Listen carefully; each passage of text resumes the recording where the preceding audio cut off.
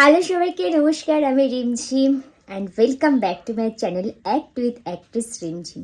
আজকে আবার একটা নতুন ভিডিও নিয়ে চলে এসেছি, অবশ্যই অ্যাক্টিং সম্বন্ধেই। আজকের ভিডিওর সাবজেক্ট তোমরা এতক্ষণে থাম্বনেল দেখে বুঝেই গেছো যে আজকের ভিডিওর সাবজেক্ট বা অ্যাক্টিংয়ের যে বিষয়টা নিয়ে কথা বলবো সেটা হলো মেথড অ্যাক্টিংটা কী। এই ভিডিওটা শুরু করার আগে আমি কমেন্টসটা পড়তে চাই। আচ্ছা, এই ভিডিওটা করার কারণ হচ্ছে আমি এর আগে যে ভিডিওটা করেছিলাম ডায়লগ সম্বন্ধে কিছু কথা বলেছিলাম, টিপস দিয়েছিলাম তোমাদেরকে।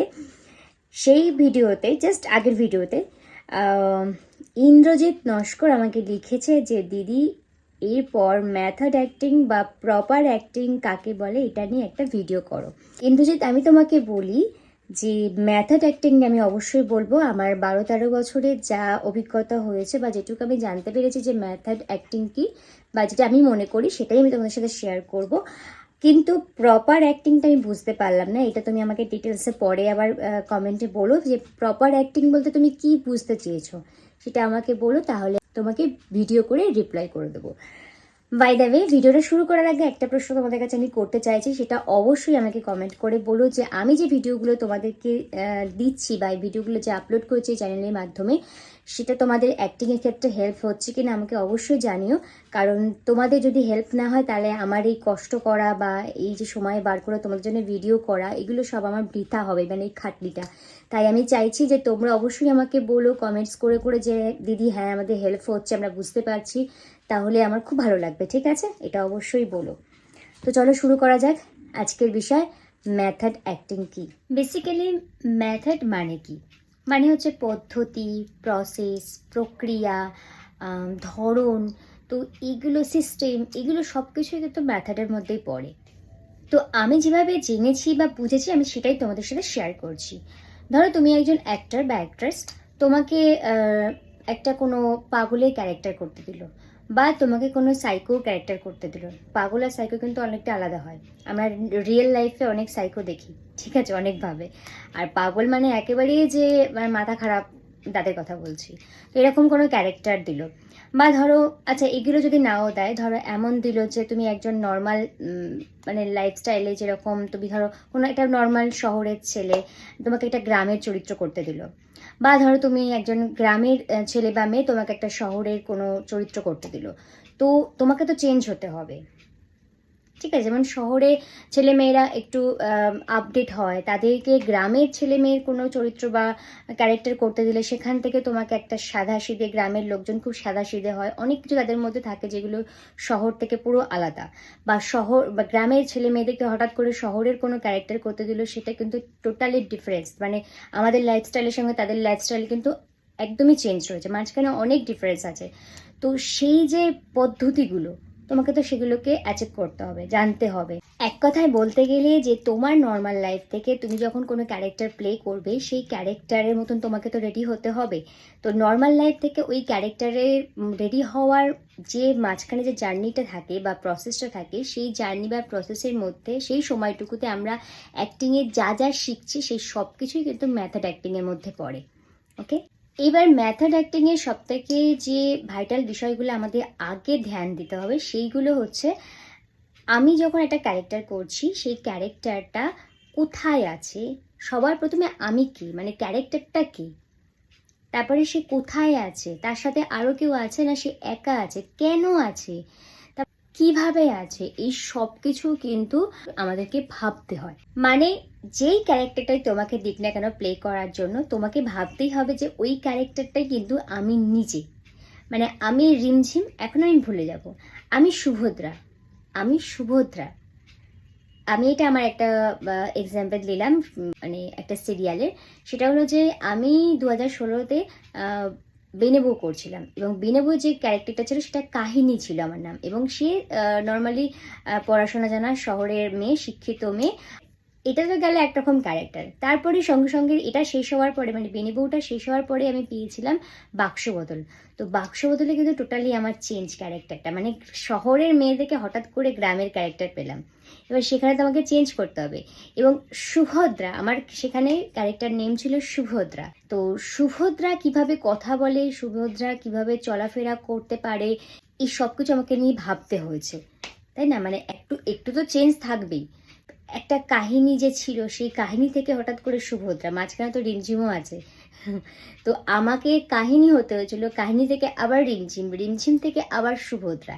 এই যে আমি রিমঝিম থেকে সুভদ্রা হয়েছি বা সুভদ্রা হতে হয়েছে আমাকে ক্যারেক্টারটার জন্য, যতটা পেরেছি আমাকে কিন্তু কেউ বলে দেয়নি, কেউ না, যে সুভদ্রা এইভাবে কথা বলবে, সুভদ্রা ওইভাবে চলাফেরা করবে, সুভদ্রার মানে এইগুলো একটু নতুন নতুন মানে এগুলো করলে ভালো হয় সুভদ্রার জন্য, সুভদ্রা এরকম মেয়ে, আমাকে কিন্তু এগুলো কিছু বলে দেয়নি। আমি নিজে অ্যাপ্লাই করেছি, আমি নিজে অ্যাপ্লাই করেছি যে একটা গ্রামের মেয়ে কীভাবে কথা বলতে পারে, একটা গ্রামের মেয়ে কীভাবে চলাফেরা করতে পারে, এগুলো সব আমি অ্যাপ্লাই করেছি। তোমরা যদি কখনো বাক্সবদল দেখে থাকো, তোমরা ইউটিউবেও পাবে, বাক্সবদলের প্রত্যেকটা এপিসোড পাবে, সেখানে দেখবে আমার দুটো বেনুনি করা, মানে গ্রামের লুক হয়েছে কিন্তু গ্রামের, কিন্তু আমাকে কিন্তু কখনো কেউ বলে দেয়নি যে ক্যারেক্টারটা এরকম হবে। তো আমি নিজেকে যেভাবে সুভদ্রা করে তুলেছি, যেটুকুই করেছি, যেটুকুই করতে পেরেছি, যেটুকুই নিজে ভালো বুঝেছি মানে করেছি, তো সেইটুকুই যে চেঞ্জটা করেছি সেটাই মেথড অ্যাক্টিং। এবার আমি তোমাদের কিছু এক্সট্রা কথা বলতে চাই। তোমরা দেখবে অনেক সময় বলিউডের অনেক অ্যাক্টর থাকে বা অ্যাক্ট্রেস থাকে যারা কোনো ক্যারেক্টার করতে গেলে কোনো নতুন মুভির জন্য, তো তারা কিন্তু নিজেদেরকে অনেক চেঞ্জ করে তাদের মতন করে। ধরো এই যে চামেলি, করিনা কাপুর যেভাবে কথা বলেছে, যেভাবে চলাফেরা করেছে, তাকে তো তৈরি হতে হয়েছে এভাবে, তাই না? তো এই যে চেঞ্জগুলো করে, এগুলোই মেথড অ্যাক্টিং। এবার মেথড অ্যাক্টিং শুধু করলেই তো হবে না, মানে জানলেই তো হবে না। মেথড অ্যাক্টিং মানে জেনে নিলাম যে আমাকে একটা ক্যারেক্টার দিয়েছে, সেই ক্যারেক্টারটা কীভাবে কথা বলছে, কীভাবে চলে, তার লাইফস্টাইলটা আমাকে জানতে হবে, এটাই মেথড অ্যাক্টিং। মেথড অ্যাক্টিংটা বুঝে গেলাম, কিন্তু তুমি যদি ভালো অ্যাক্টর বা অ্যাক্ট্রেস হতে চাও তাহলে কিন্তু মেথড অ্যাক্টিংয়ের সঙ্গে নিজের ক্রিয়েটিভিটিটাও আনতে হবে, মানে কিছু এক্সট্রা তুমি দিয়ে দিলে। মানে আমি বলতে চাইছি যে আমরা তো অভিনয় করি, আমি মনে করি যে অভিনয় কখনো মেপে করা যায় না। মানে আমাকে একটা ক্যারেক্টার সাজিয়ে দিল, চোখের সামনে বলে দিল যে এটা এরকম, সে তোমাকে এরকম তুমি তুমি সেটা করে দেখাও। মানে ধরো তোমাকে বললো তুমি পাগলের চরিত্র করে দেখাও, পাগলের সম্বন্ধে তুমি একটা ভালো করে মানে একটা ভাবনা চিন্তা করে নিলে, একটা ধারণা নিয়ে আসলে যে পাগলরা এরকম কথা বলে, এরকম চলাফেরা করে, সব ঠিক আছে।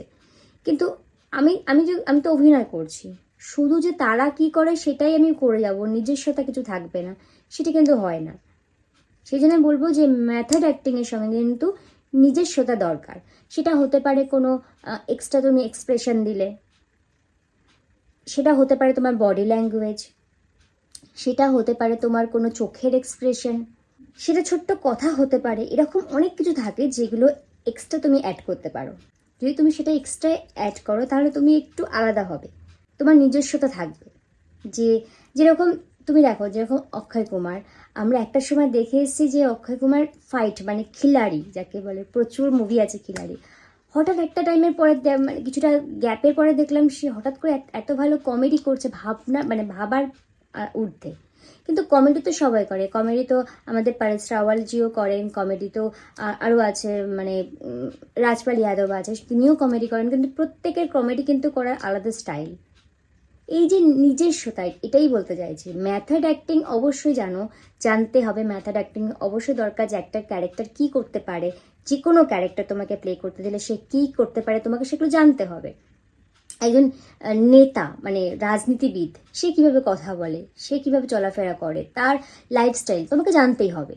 এবং সেটা তুমি একটা জেনে নিলে, এই যে জানছো এটাই কিন্তু মেথড অ্যাক্টিং, এটাকেই মেথড অ্যাক্টিং বলে। কিন্তু আমি বলবো মেথড অ্যাক্টিংয়ের সঙ্গে সঙ্গে কিন্তু তোমার দরকার একটু নিজস্বতা, তাহলে তুমি আলাদা হয়ে যাবে। যেমন আমি যখন জি বাংলায় বাক্সবদল করেছিলাম সুভদ্রা চরিত্র, তোমাদেরকে একটু আগে তোমাদেরকে বললাম, এটা গ্রামের মেয়ের চরিত্র ছিল। তো আমি কি করেছিলাম, আমার মাথায় প্রথমেই ব্যাপারটা এলো যে আমি এখন কোনো গ্রামের মেয়ে ক্যারেক্টার করছি, তাহলে আমার তো কিছু চেঞ্জ আনতে হবে। প্রথমে আমার মাথায় কি স্ট্রাইক করলো যে গ্রামের মেয়েরা, বা আমি যতটা শুনেছি বা দেখেছি, তারা খুব সাদাসিধে হয়, নাম্বার 1। নাম্বার 2, খুব সরল হয়। নাম্বার 3 হচ্ছে একটু ভয়ে ভয়ে থাকে, একটু লজ্জাবতী হয়, মানে লজ্জা পায় খুবই। তারপরে স্মার্টলি কথা বলে না, একটু ভেঙে ভেঙে কথা বলে, গুরুজনদের খুব সম্মান করে। এরকম টাইপের কিছু জিনিস আমার মাথায় স্ট্রাইক করলো যে এরা এরকমভাবে কথা বলে বা এরকম হয়। এবার এক্সট্রা যদি বলো যে তুমি তাহলে দিদি এক্সট্রা তুমি আর কি অ্যাড করলে, এক্সট্রা অ্যাড করলে আমি তখন সেই মুহূর্তে দেখো এটা তো আমাদের সিরিয়াল, এবার সিরিয়ালে একটা ক্যারেক্টার বলে দিয়েছে যে গ্রামের মেয়ের চরিত্র, আর কিছু বলেনি, আর কিছু বলেনি। কিন্তু একটা মুভি হলে তুমি সেই যখন যদি মুভিটার মধ্যে যদি তোমার এই গ্রামের মেয়ের ক্যারেক্টারটা ধরো তুমি বেশ অনেক তার স্টোরি রয়েছে বা তাকে নিয়েই গল্প, তার অনেক কিছু চেঞ্জ আছে বা সে কীরকম, তার জন্য কিন্তু আমাদের অনেক সময় থাকে, বলেও দেয় এবং সময়ও থাকে 3 মাস 6 মাস এরকম অনেক সময় থাকে একটা মুভি শুরু হওয়ার আগে। তো স্ক্রিপ্ট নিয়ে অনেক বসা যায়, প্র্যাকটিস করা যায়, মানে সেই ক্যারেক্টারটা সম্বন্ধে অনেক কিছু করা যায়, সেই জন্য মুভিটা কিন্তু অন্য রকম হয়। কিন্তু আমাদের সিরিয়ালের ক্ষেত্রে শুধু জাস্ট বলে দেওয়া হলো যে তোমাকে একটা গ্রামের মেয়ের চরিত্র, বাড়ির বোন বা মেয়ে এরকম একটা বলে দেওয়া হলো, ব্যাস, আর কিছু বললো না।